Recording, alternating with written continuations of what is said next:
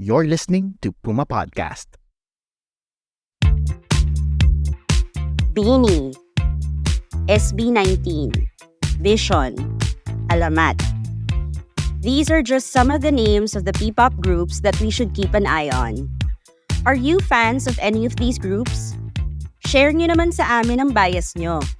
Sound off on the Q&A section on your Spotify app or tag us on Instagram at Puma_podcast or on X at PumaPodcastPH with the hashtag ThoughtBubbles. I have enlisted the help of my Puma Podcast teammates because I'm a P-pop newbie, and for this episode, I am talking to our comms and audience engagement manager, Ella Robles, at ang nagbabalik, producer and host of Kasama sa Pagbabago, Macy Hoben, as we talk about and share our thoughts about P-pop. Welcome, ladies! Hello. Hello. Hi. Thanks for having us. Of course. Welcome. Okay, so question for the both of you. How did you get started with P-pop? Sige, si Ella first. So I have been a K-pop fan for like the past 15 years. I got my start listening to SHINee when they debuted. And since then, so second gen ng SHINee, third gen, nag-group rin ako. I'm a GOT7 fan. Fourth gen, I'm a Stray Kids fan. I like 80s as well. And then last year in 2023, nung July, I came across on YouTube yung song ng Alamat na Day and Night.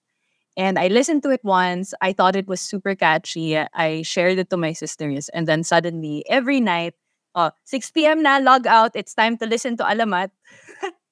And we would just watch all of their videos. Maharani, Aswang, Gayuma, Abakada, K-Bai, and everything. And then I remembered na I actually had come across Alamat in 2021 when they had first debuted. Nakita ko yung K-Bai on Mix. But I didn't, I liked it. I saved it on Spotify, but I didn't pay much attention to it kasi nagte-thesis pa ako. And wala akong oras mag-fangirl ng bago.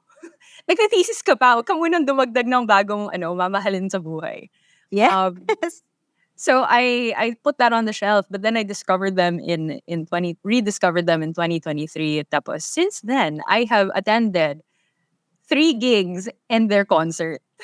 Wow! All in 2023. So parang in a span of 1 year, lahat yun napuntahan mo 3 gigs in a concert. Yeah, kasi Alamat has the Wow. benefit of having their own space to perform. They're Viva artists, and Viva has like a resto bar called Pipapat. Tapos their artists perform. They're, quite in the venue. Yeah. Okay. Ikaw, Macy, how did you get started with P-pop? Ako, I think, same lang yung story ko sa maraming 18. So, if you don't know, 18 is the fandom name of SB19. So, nung lumabas yung Go Up dance practice video nila, nung 2019, parang nag-viral yun. Tapos, doon ko nakita na galing ng mga dancing skills ng mga Pilipino na to. Kasi diba, tayo usually nag-groups na the dance and sing. Ayun, tapos parang unsynchronized din nila. So, sabi ko, magaling yung group na to. Ayun.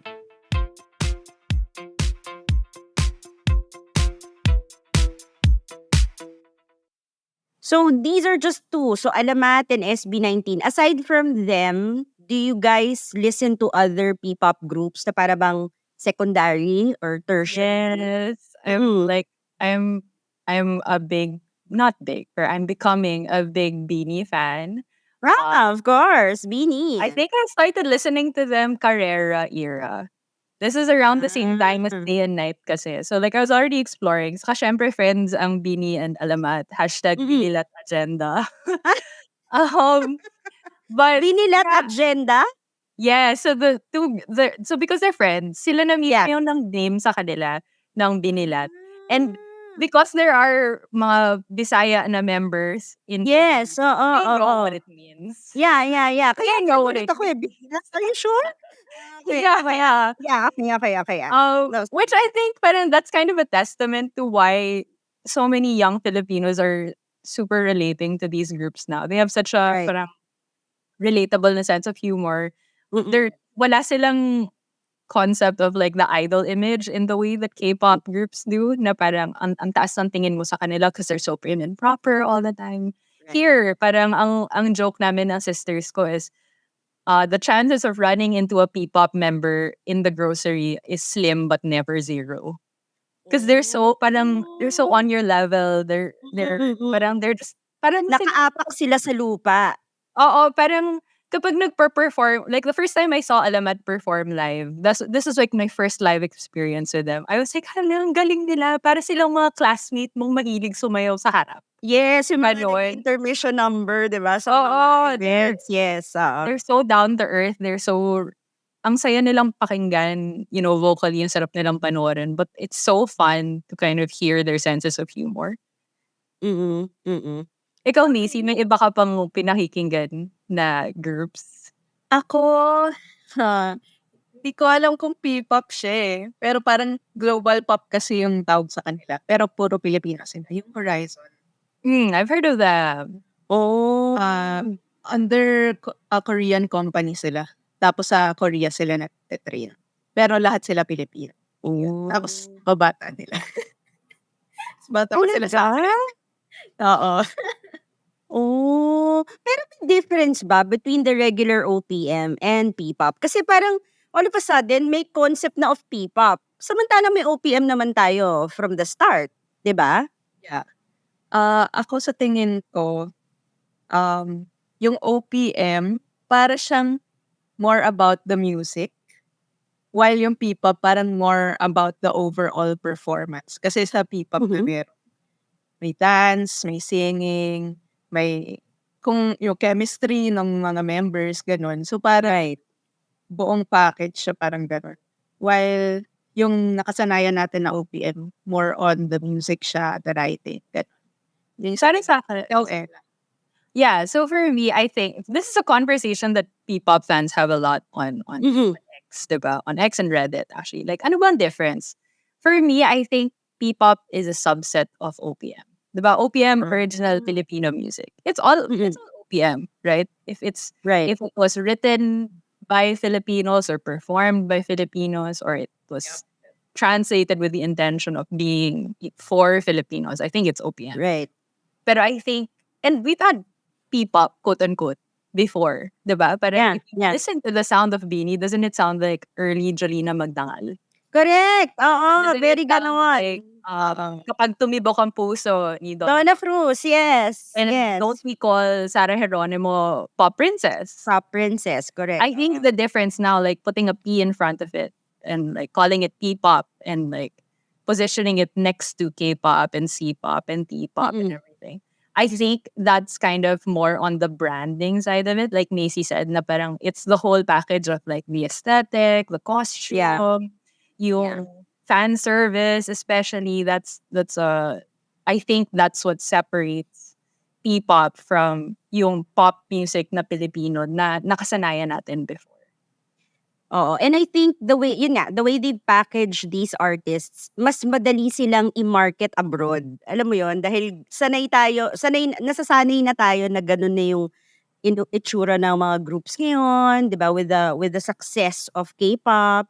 So, how can we support kaya these groups? Kasi because, syempre, di ba, we have to support yung sa atin naman, di ba, yung sariling atin. So, what kind of call to action can we tell our audience at the moment on how we can support, let's say, SB19? Beanie is exploding right now. Yung dance craze nila, parang every app nandun, Facebook, Instagram, X, diba, TikTok. How can we support these groups?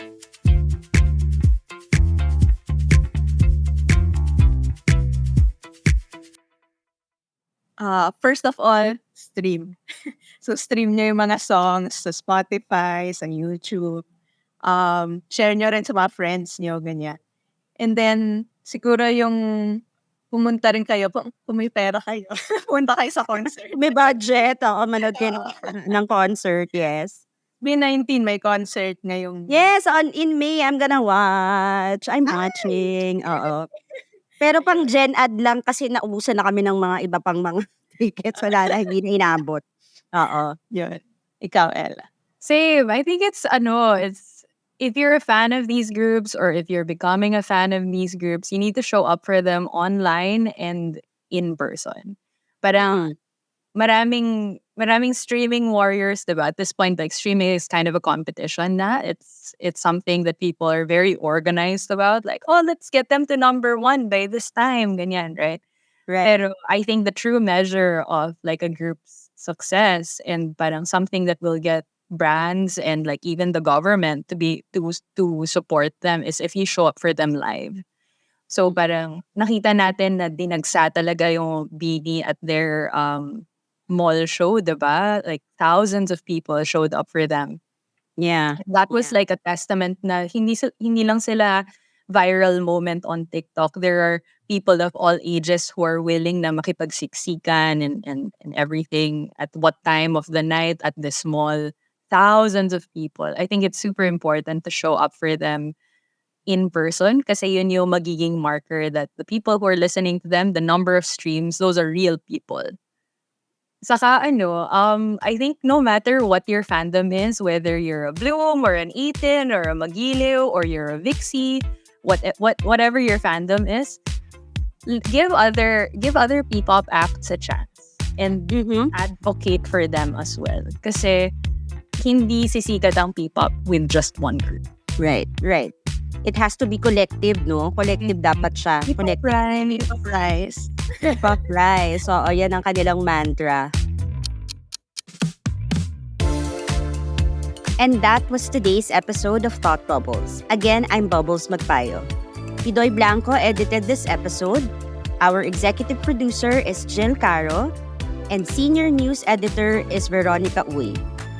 If you enjoyed this episode, share it with your family and friends and subscribe to Teka Teka News. Lastly, you can find me on Instagram and X at Bubbles Magpayo and at Bruha23 on TikTok. That's BREWHUH23 on TikTok. Thanks for listening.